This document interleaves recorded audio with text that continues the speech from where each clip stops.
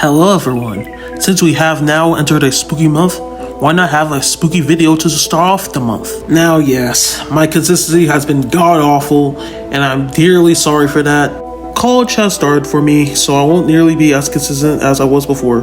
But another thing, I don't know if I'll make whiz edits anymore due to extreme lack of motivation and CapCut low-key being a pain. Now don't worry, World of Hope is still being worked on, but unfortunately due to some events, things have changed within the behind the scenes of the series. A video about that will be later, so I won't get into full details about it now. Just know I haven't forgot about it, okay? Stuff happens sometimes. Anyways, that's a video for another day. Alright, let's kick things up with a spooky video. Better yet, an Amphibia video since I haven't done it in a long time. Can Anne survive analog horror? Does she have what it takes to make it out alive? She'll be going up against the cursed titans from the Boiling Isles, weird Sonic entities, Superman, and more. If all that sounds interesting to you, then leave a like and subscribe if you want to support more videos like this. This is Noob. We will find out if Anne can survive analog horror. After all that being said, let's jump right in. Let's start off with the cursed creatures from the Boiling Isles. I'll leave the channel for the analog horror of the Owl House in the description so you can check it out for yourself. They have some pretty good stuff. There's another video that helped explain this, so give it love for helping me get a better grasp of the world. It won't be possible without their help, so give it a watch when you have the chance. After all of that being said, what is the analog horror of the Owl House? Is it stronger than the canon version? Let's find out. There's a whole story within this, and it's called Loose Documents, which I won't go over since I'm not sure if it's canon to the tapes, which I will go over, and scale. There's 3 tapes. Each tape is different from the last, and in this alternate universe, things get a lot more crazy. In tape 1, Ida appears a lot more different than her canon counterpart, and she's in her owl form. The tape cuts, and nothing really happens. She didn't really do anything, and all she did is really give loose the spook. And it cuts. I'm not sure she has the same scaling as her canon counterpart, but with little to no statements and feats, it's unlikely that's the case. Let's get into the next tape, which doesn't really change much either. Hootie comes in and attacks King, and it cuts once more. So is Hootie stronger than the canon King? Again, I highly doubt it, due to which time this all takes place. My guess is from season 1, but I'm not entirely sure. So let's get to the next tape. And this isn't the last time we see King. Then it jumps to Ida and Luce stumble upon King, looking a bit different than he looked at previously. It jumps to the next scene, and King hates Luce from the looks of it. And Ida is crying in the background, so that has to scale King to somewhere, right? From a speed scaling perspective, it's pretty much non-existent, where most of these analog horror fall under nowadays. So there's that, and this doesn't really scale King anywhere due to not even getting the full context to what Luce we're talking about. Is it season 1 Luce, season 2? Did he call her off guard? Like, we don't know. What we do know is that Ida didn't do anything against King while all of that is happening, so either she is too afraid to fight back, or she's just a human in this alternate universe. So it's up in the air. There's another tape after this that is in TikTok, but nothing really happens. Just Amity standing outside the window. Some of you guys would want that. Don't lie. I bet you guys do like Amity staring at you in the window. So pretty much the last relevant info we got is that the collector feeds off of human minds within the Boiling Isles for fun. But again, I'm not sure if they have the same scaling, so unless there's a cut I miss, it looks like Base Anne is soloing pretty easily for the most part. They may be a threat to normal humans, but Anne ain't the human you want to try and eat. Enough said.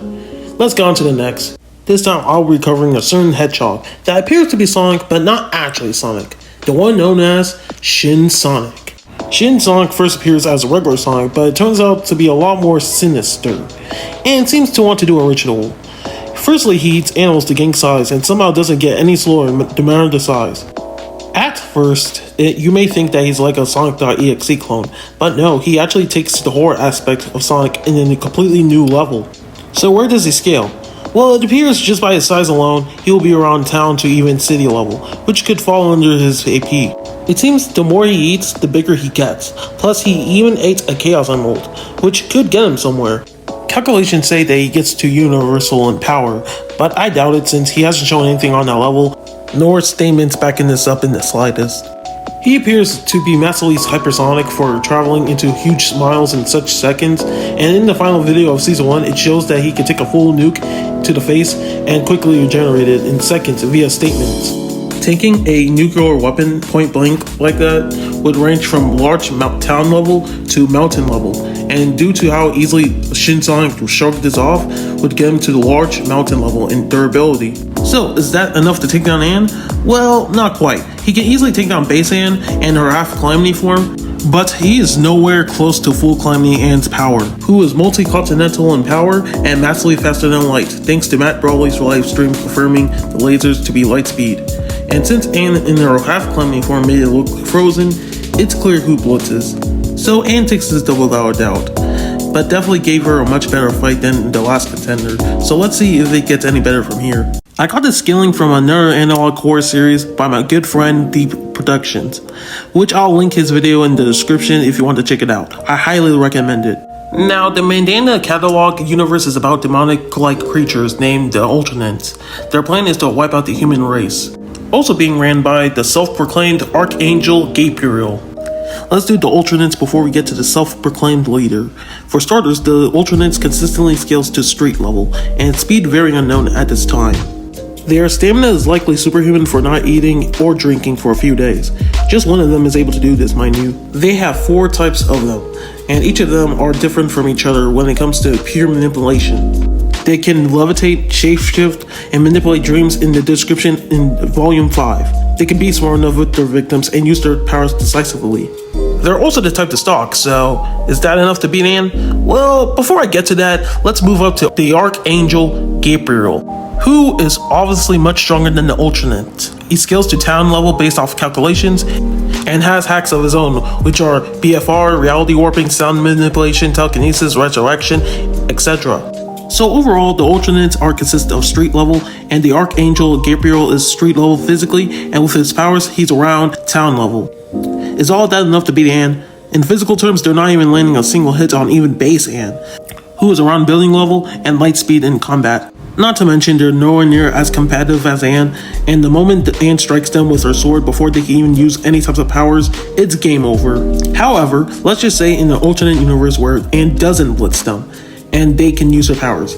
Just her half Calamity form would be enough, and no one is landing a single hit or any type of manipulations onto her.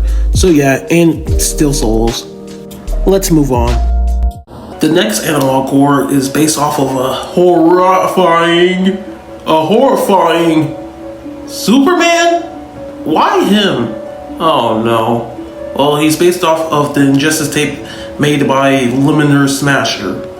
Maybe he would put up a good challenge against Anne. Knowing Superman, it's possible, so let's find out. At first, he starts out as your classic Superman, but one day he was investigated by the FBI to suspect Superman is more devilish than he appears.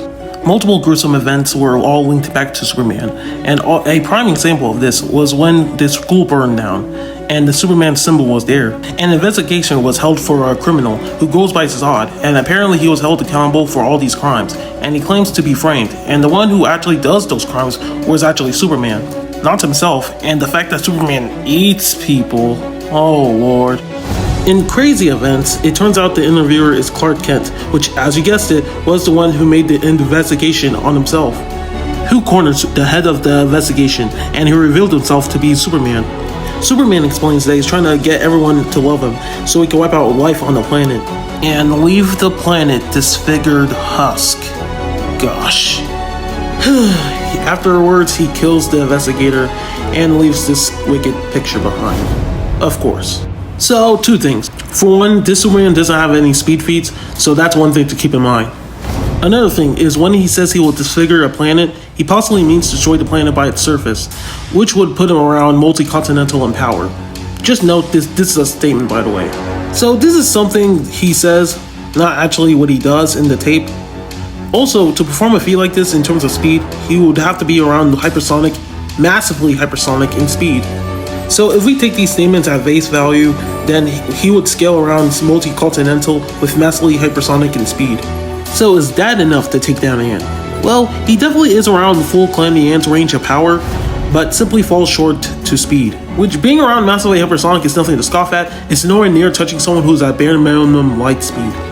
Pretty much, if they were to fight, Superman would be looking like a ping pong ball while having a hard time trying to land even one hit onto Ann. This version of Superman does not beat Ann. So let's move on to the last analog core we will discuss for today. Analog core of Dragon Ball. Let's end this off on a high note, shall we? So far, it looks like I'm just gonna make Ann walk out as the victor and call it a day. But you be dang! Let's find out. We will discuss Dragon Ball, the other series. It's a series I haven't checked out yet, but I heard a thing or two about it. This is made by Kinzo Kumato, and this series is completely drawn by the artist. Wow, he's really talented. The action almost looks exactly like the real thing. Also, this analog core takes a unique approach by, instead of doing an alternate universe type of deal, it's from the main canon universe. The timeline takes place a fused anime and manga of DBS after Dragon Ball Superheroes, and it has the same scaling as well as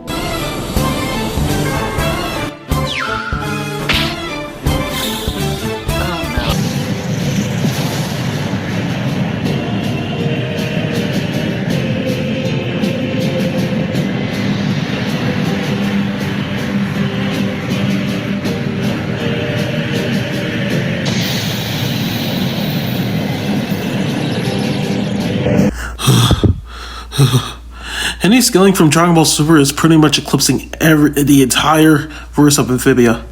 Enough said. I need a break. Oh crap, he's here. Well, Ann doesn't survive all of Analog Core, as you can see. So I hope you liked this video, and if you did, like and subscribe so you will see more videos like this. Gosh, he's breaking through the barrier. Okay, well, it's been a blast, everyone. I'm not sure if I will survive this, but until next time,